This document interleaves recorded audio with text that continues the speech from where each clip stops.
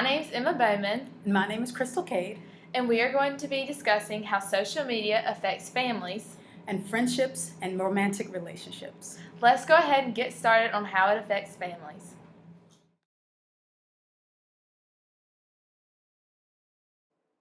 A study was found that when the working parent would arrive home after work, his or her child was so immersed in technology or social media that the working parent was greeted only 30% of the time and was totally ignored the other 50% of the time.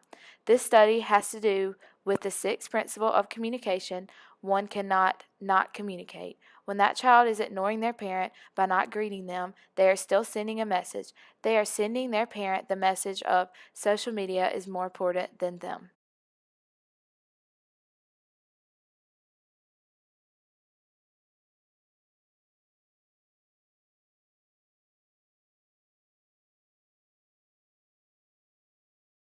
Now, when family members talk to each other, they most likely do so through text message, a wall post on Facebook, or a tweet on Twitter. Family members aren't having to worry about politeness theory anymore due to social media.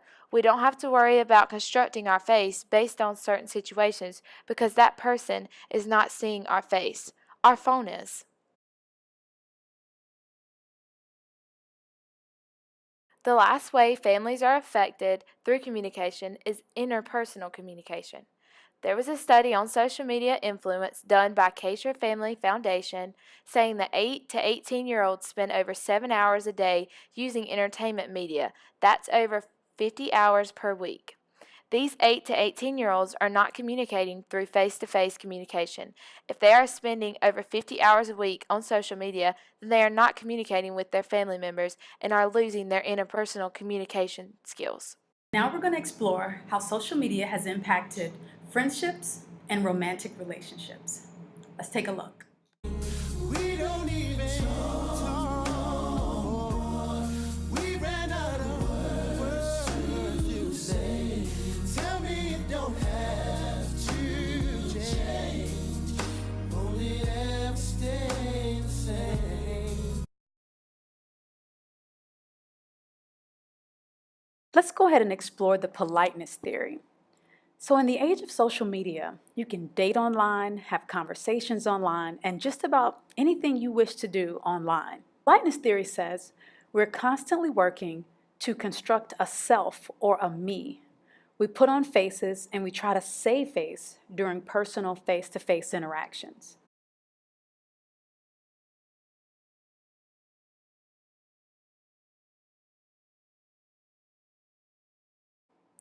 Social media communication provides an alternative, or rather a unique way, to look at the politeness theory. With social media and online communication being so prevalent, people don't really see the need to save face as much as they would if they were face-to-face. When you communicate online, there's a certain courage or a certain face that you're allowed to construct to the public. People can continue to construct that face or the me that they want people to see on social media.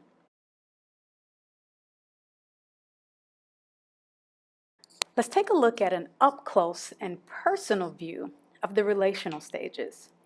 And we're going to look at how social media can impact it in a positive or a negative. During the initiating phase of our relationship, social media wasn't very prevalent. It wasn't very much out there. This was back in the early 2000s. We met at the College of Charleston when we first came here, and we were introduced by a family friend. And during that time, we met each other by my cousin saying, "Hey, this is Crystal. Crystal, this is Keith." Quite easy, right?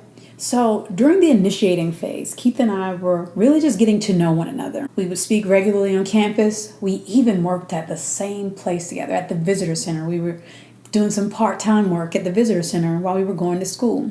So we would be able to have just casual, idle conversations, see each other, say hello, say bye. And then as things moved along, we talked a little more. We became more interested in each other. And the exploratory stage This was that stage where you think you have something going, you have those emotions on the inside. You're happy to see this person even more, right? It's exciting because we get to find out more about what we both liked. He liked baseball. I liked theater, plays, singing, right? I love music. So this lasted for a while, right? We were constantly exploring and we took it slow on purpose. We never thought that rushing into anything would be a lasting way to build on a relationship. But we would go out to parties on campus since we went to the College of Charleston. So we would have that time where we really wanted to connect. And then the intensification stage. That's when we both wanted to know more and more about each other. We started peeling away the layers of that onion according to the penetration theory, that the outside layers are those layers where it's just surface level things, right? Any little thing, just things that you wouldn't mind sharing with anyone.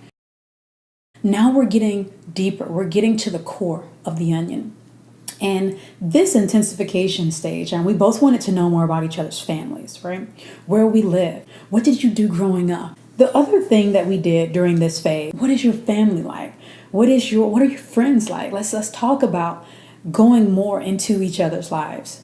Right now, social media wasn't as prevalent, as I said before, it wasn't as prevalent during our initiating, exploratory, and even, I think it came around during the intensification stage. Able to connect face to face, go out, really talk things through in the beginning phases of our relationship. And I think that is so important because while you can get someone's Snapchat or check their Facebook or chat with them online, it's nothing really like that one-on-one human interaction. We both realized that it can be a bit of a scary phase because you start feeling things, you start feeling emotions, and you start really, really feeling like, okay, I hope this is going where I think it's going. Are we on the same page? So then you're starting to kind of establish, okay, are we going to move forward with this? Or are we going to just stand still? Facebook, right at the beginning of the intensification stage, we had Facebook. We had other social media platforms that just started to unfold and kind of come to the forefront. So this social media scene hadn't quite impacted us in a negative or a positive way because we were getting deeper into more intense details and sharing those secrets that you're like, hey, can I tell you something? Staying up till 2 a.m. in the morning. That was us during that intensification phase. You look at the phone and neither one of us really cared because we knew, hey, that's all we want to do. We just want to talk. We want to be around each other as much as possible. So if we can't be around each other face to face, we're going to talk on the phone and fall asleep as we talk on the phone. So this was a really exciting phase. It was really intense, hence the name. So as we got more involved in the intensification stage, of course, we moved into the stable stage where we started to experience some of the effects of social media. We both have Facebook, we both have Twitter, we both have Instagram. And when it was new, we wanted to be on it. We grew up with the ever-changing social media and technology. That's when we grew up. So we knew, hey, we had to be on it. So we wanted to be involved. We wanted to blog. We wanted to check our Facebook status. It was new, it was refresh. So that's what we did during our stable stage. We were stable, but we wanted to know more about it. So we would start sometimes communicating strictly through social media channels. I see his post, I like his post. He sees mine, he likes mine. We may share a joke on social media, but you could tell that it was having an effect. It's not always a quick, fast, and a hurry effect. This was more of a building phase because we knew that we both wanted to see each other. However, when we did, that was challenged because we had our phones. We wanted to be on our Facebook status. We want to update, hey, we're together. Instead of really enjoying the moment, we were living not in the moment, but for the moment to show to other people, right? And I think that's where it becomes a challenge. So our face-to-face communication took a bit of a hit Wasn't a hard hit, but it was like a little bit of a shove, right? It's like, ooh, we need to do something. So we continued during our stable state. We identified that, hey, this was happening, but we know that we need to meet up. We know that we need to go out. We know that we need to really connect if we want to move forward with this relationship.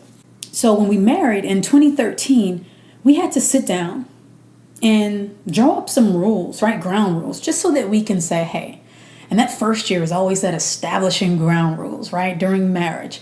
And we had to say to each other, hey, we got to respect one another. There's no flirting or doing any of those things on these social media platforms. Hey, I know that it's necessary. It's one of those things that we knew that we needed to have social media to connect with our friends, stay in touch with family members, stay in touch with just things in general, because you want to be with what's going on in life. You never want to fall behind, but we also want to make sure that we respect it, our marriage, and that we started off on a ground of respect and not secrets. And social media can and has sometimes made it a little more difficult, a little more challenging to really know what the truth is. We haven't shared passwords yet, but that's okay, because we still have that trust and we understand, and as long as we're talking, then I think it's okay. Social media has opened the door for people to start relationships through platforms like Tinder, Match.com, and so many others. So if you look on the internet, you literally have so many platforms that you can meet people, meet singles in your area, go to different places where you really, Plenty of Fish is another one, OK Cupid. Those are the social media sites where people are using those to really find relationships. Whereas Keith and I were introduced by a family member and a friend, and it still happens, but I'm saying now that social media has become the it thing. That's how people communicate, and that's how people meet. That's how people connect. So that face-to-face interaction happens, but it happens after the social media happens. So social media is the introduction, and then they may meet face-to-face. But then a lot of that goes back to starting to have that conversation again through social media platforms, and not sitting down and having that cup of coffee and just really looking at one another and saying, how was your day? What happened today? So that's one of the things that in my relationship we find that we have to maintain. We have to say, yeah, hey, when we're here at the house or we're at home and we put those phones down, we put the MacBook down, we put down those things that will draw our attention away from each other, and try to have meaningful conversation to find out, hey, what was your day like? What did you do? How did you like this? Let's talk about what's going on in the world. Did you see this today? It keeps us informed. It keeps us knowing, okay, well, how are you feeling, right? So we get to actually dig deeper. And I know that the onion, we're right in the middle. We're in the core stages of finding out and sharing information with each other. But so much more that we can do. And if we just manage social media in a way where it doesn't negatively impact us, then we won't have to deal with those declining stages or those adverse situations that come up in many relationships and marriages. But one of the key things that I do want to end this on is that the stable stage is the stage that takes the most work. Because think about it this way. You have to make sure you maintain it, keep each other happy, and continue to grow, whether that's individually or together. Never lose sight of moving and growing to the next level in a relationship. Thanks for tuning in and listening as we reviewed How social media affects families, friendships, and romantic relationships.